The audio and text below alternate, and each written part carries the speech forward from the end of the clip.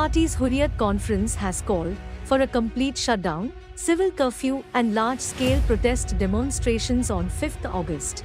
They have appealed to observe the day as Exploitation Day.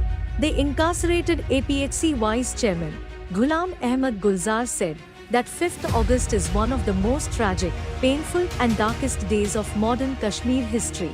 He said that Kashmiris will always observe it as Exploitation Day, day of mourning and a black day.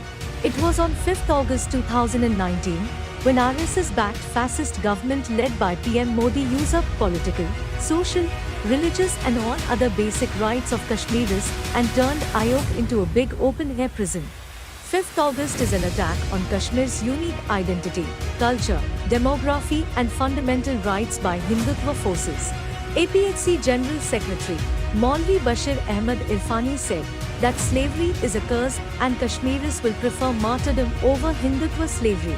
APHC leaders also appealed to the Kashmiris living in Azad Jammu and Kashmir, Pakistan and abroad to help protest on 5th August against Indian aggression.